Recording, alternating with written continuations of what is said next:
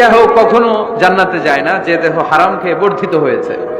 কেন দোয়া কবুল হয় না? মিলিয়ে নেন নিজের জীবনের সাথে, জাস্ট একটু মিলিয়ে নেন। এক লোক কাবার চারপাশে শুধু দোয়া করে, ইয়া রব, ইয়া রব, ও আমার রব, তুমি আমারে মাফ করে দাও, তুমি আমারে মাফ করে দাও। এই সাহাবীর কান্নাকাটি দেখে, এই লোকের কান্নাকাটি দেখে অন্য সাহাবারা বলল, আজকের সব সওয়াব এই লোকে নিয়ে যাবে। সব সওয়াব তো আজকে উনার। এর দোয়া কবুল। আল্লাহর হাবিব বললেন, ওয়া মাতআমুহু হারাম, ও যা খায় হারাম খায়।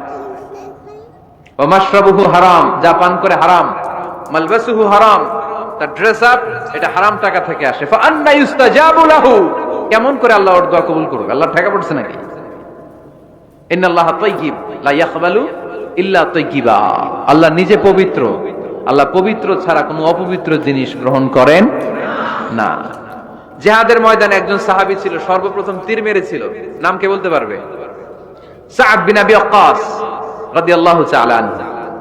উনি একবার আল্লাহর হাবিবকে বললেন, ইয়া রাসূলুল্লাহ, উদউ আল্লাহ আইয়াজআলানি মুস্তাজাবাদ দাওয়া। ও নবী, আপনি তো দোয়া করলে কবুল হয়, আপনি একটু আমার জন্য দোয়া করেন, আল্লাহ যেন আমারে মুস্তাজাবুদ দাওয়া বানিয়ে দেয়। কি বানিয়ে দেয়? মুস্তাজাবুদ দাওয়া মানে কি জানেন? যিনি চাইতে দেরি, কবুল হতে দেরি হয়।